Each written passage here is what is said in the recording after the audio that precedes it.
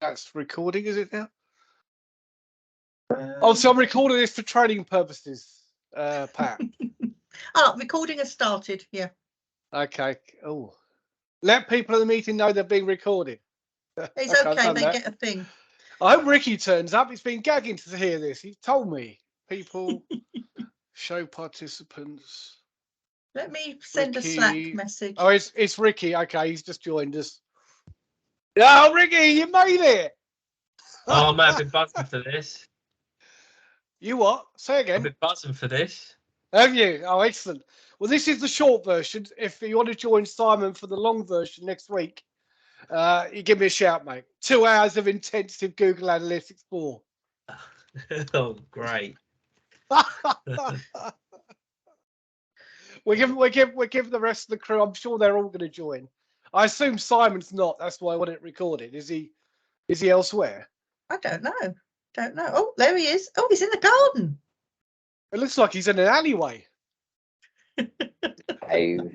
Is that your garden? Excuse. Well, that's a bit of it. The other bit's over there. Okay, it's quite around the corner, isn't it? Is it okay? Is that the bit you pay £5 a year for? Something like that, yeah. Nice.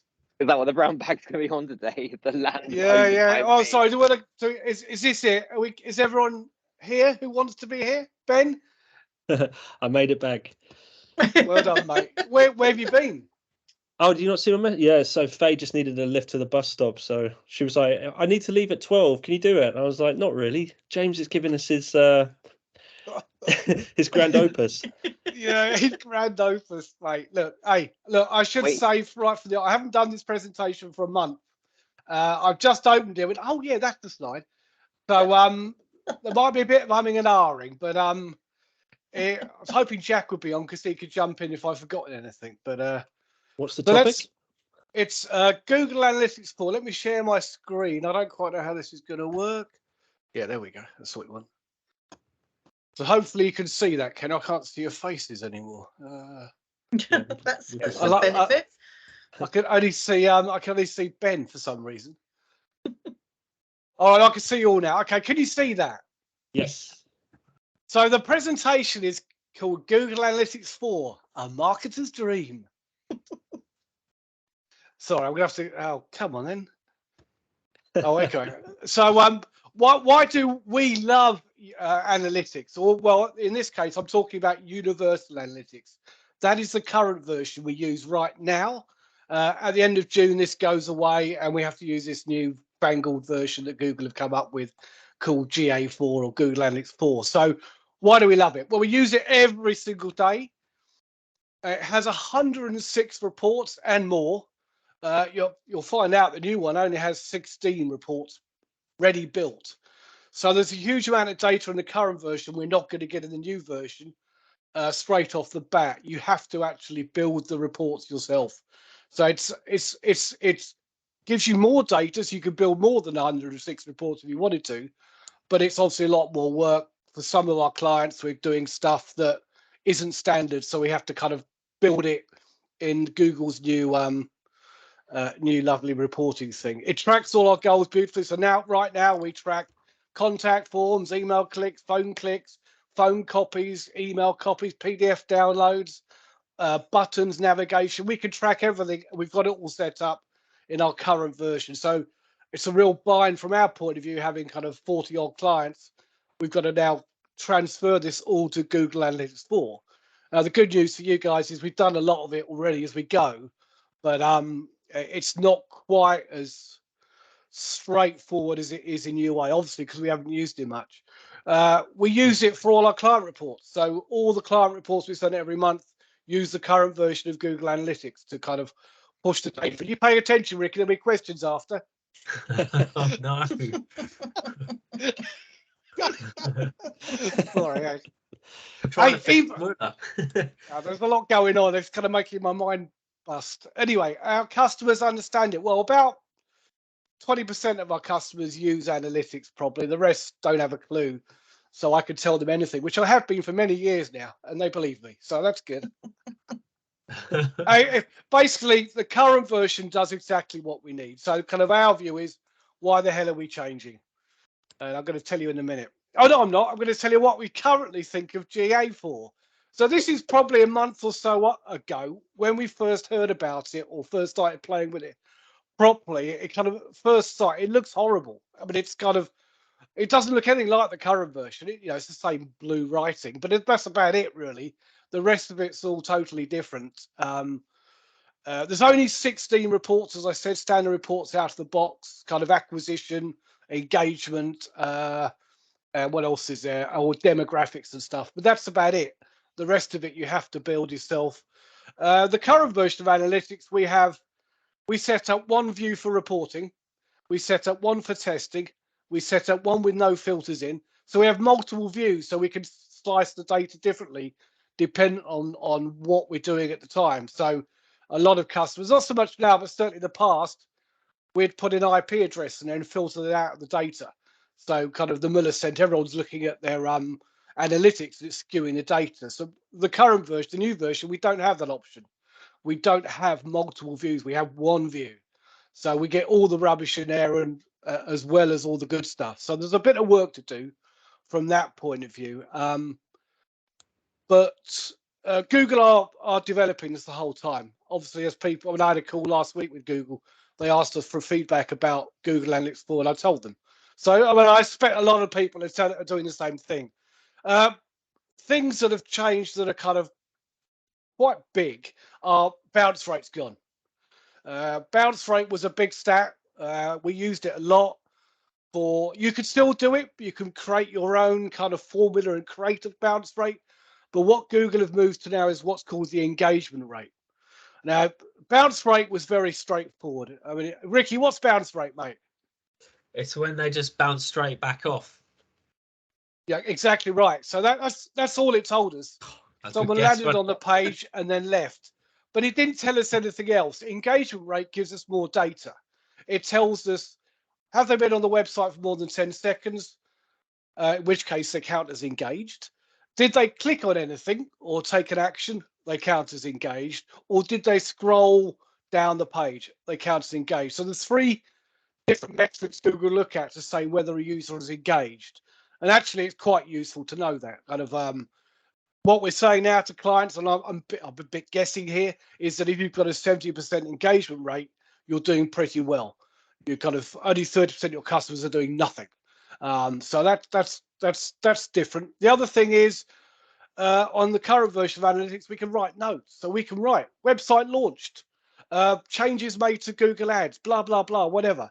That's gone. We have no way of putting notes on Google Analytics. And in the old version, the current version, they actually put a little spot on the graph so you can click on it and see what changed on that day or what note you added. That's all gone away. There are third-party tools we're trialing, but they're not very good. Anyway, I'll move on because I'm banging on too much here. Okay, next one. Why? Okay, so why have they done it? Well, primarily, I think it's because their hand's been forced by kind of the EU and the Federation of Internet People in America or whatever, talking about security and privacy. You'll know that a lot of websites aren't using cookies anymore. They're not letting you use cookies on the website to track them. People are turning them off in their browser. So you're kind of losing 30 to 40% of your kind of visibility. What this does is, number one, it's got enhanced privacy. Don't ask me to explain what that means. It basically means your data is more secure, apparently. But also what it does is it does cookieless tracking. So it kind of amalgamates data or aggregates data from lots of different people, even if they've got their cookies turned off, to tell you kind of who's going where and doing what. So it gives you a better visibility of your data going forward. Lots of machine learning. This is a really important one, Pat. It's machine learning insights. So basically, the front page now has insights picked up from their AI robots that tells, kind of, oh, did you know you had a big spike in traffic from Facebook last Thursday, or your conversion suddenly shot down on Sunday, or whatever. But which are really powerful because we didn't have that before, really. And you can also set up your own insights as well. So custom insights. So we're playing around with that a bit now. cross-device and platform tracking. So cross-device tracking was possible in the current version of analytics, was not great. With the new one, it's all built in. It's all part of the whole thing. So it's a lot better from that point of view. It can track you when you've gone from a mobile to a desktop back to your mobile. It knows you're the same user, whereas before it would probably clock you as being have left the site and count you as a new user. So it's good from that point of view. A few weeks later, wow, yeah, that's so we love it now. So why do we love it now? Because you can actually create conversion events very quickly and easily. Once you've done it once, it's fairly straightforward. There's tons of data, as I said before. Bit of work to set it all up so you can visualize it properly, but the data's in there. It's just a matter of finding it. But there's a ton of data in there. Who needs bounce rate, engagement rules? Yeah, I agree with that now. And there's loads of stuff they do out of the box. So with the current version, we have to set everything up ourselves. With this version, they have some basic stuff tracking, like they have things like scroll tracking is built into it. So it's a bit limited. Inform tracking is built into it. Again, a bit limited. Outbound clicks are automatically tracked. So there's things that are already in there. So you don't have to set them up for your clients. We generally do because they don't track all the data behind those things, but they are all there if you're a new user. If you dump the new version analyst on your site, you'll get a whole bunch of data which you never used to get. So it's really cool from that point of view. Oh, what have I done here? Automation. Okay. Oh, well, okay. Yeah. So it's over here. I don't know if I'm going to go through all this. You bored yet? 12 minutes. It's basically this is the first page when you first land. So you kind of have things like real-time stats up here, what you recently looked at, your insights and recommendations down here with your custom insights as well, and other data you might like or stuff you've looked at quite a lot. So when you land on the page, it's actually quite useful. Now, what I haven't said is all these pages you can edit them. The old one, you couldn't do anything to it. You couldn't change how it looked. On this one, I can add different stuff to this page, and or even different stuff to the navigation, which you never used to be able to do. So it's really cool from that point of view. Next one is oh, come on, hurry up. This is the report snapshot. So this is if you click on reports, and this is the data you'll get. So you have the library where you can, the libraries where you can change stuff. You can kind of add new things you want to track or change how this looks or what data shows on it. It's all customizable. I'll move on to the next one. Overview pages. So these are the main pages. So these are the 4 areas they do give you reports for. Acquisition, so where did the user come from? Engagement, what are they doing on your website? So you'll see here things like events.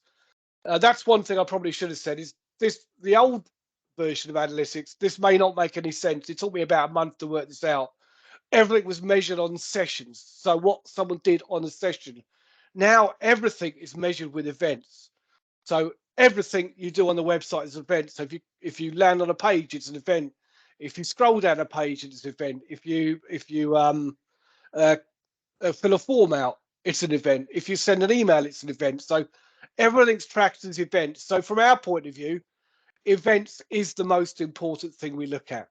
And those events can be turned into conversions. So, and that's easy. So the old days, you'd have to create a tag that created a conversion. Now you can just create an event and then convert that to a conversion. So you can leave lots of events aside, but keep the important ones in a separate place. So your contact forms, your leads, your sales, that sort of stuff.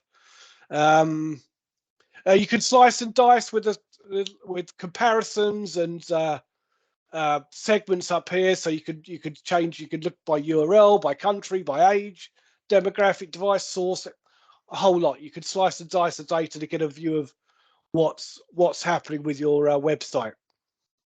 Let's go on to the next one. I think I'm near the end, chaps.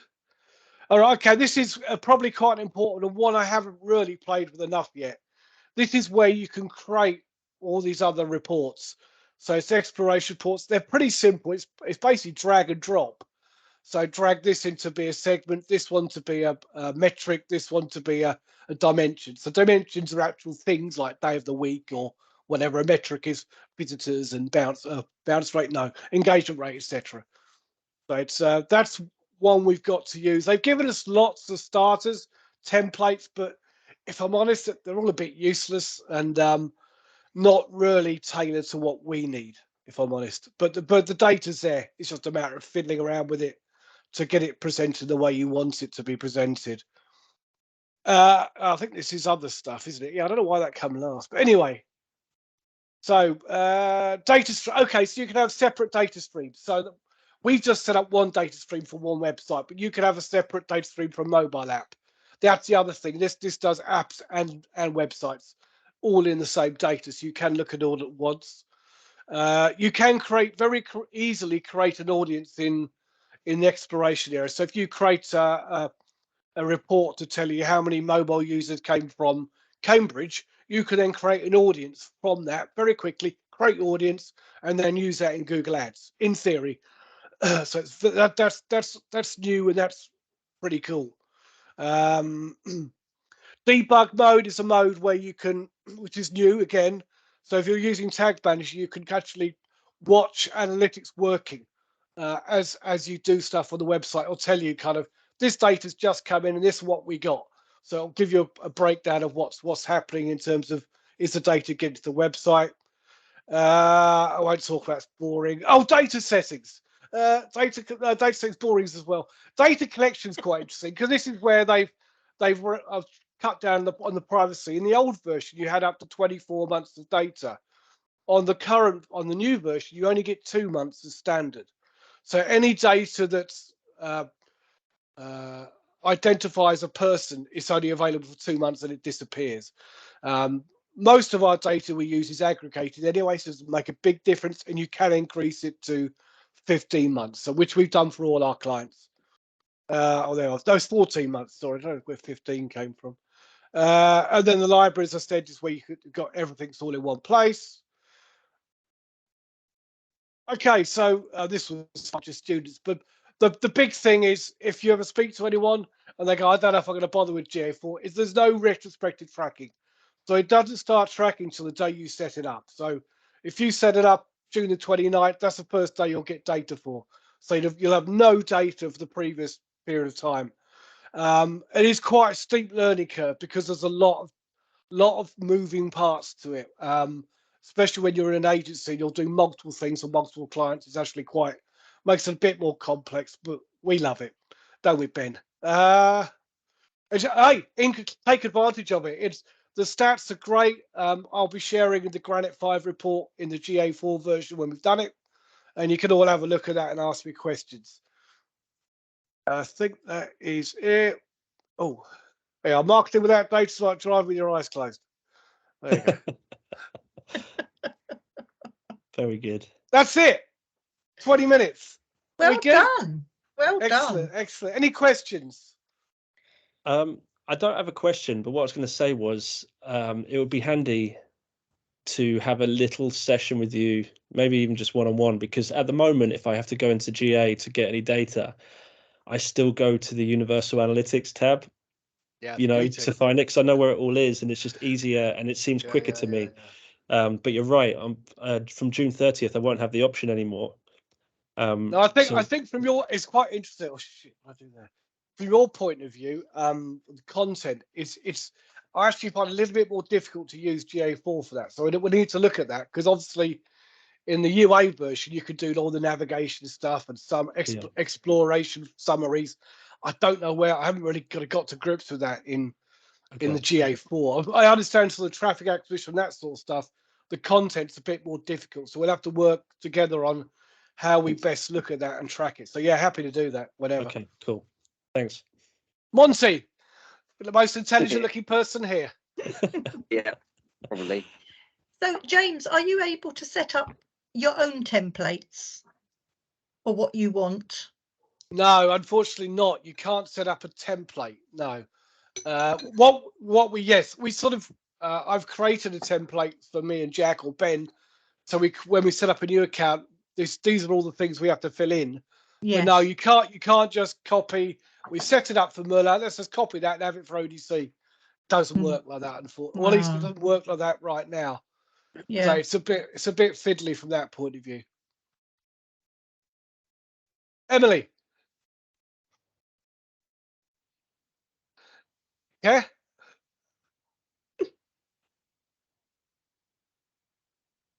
Are you waiting for the social platform presentation? Never mind. Okay, cool.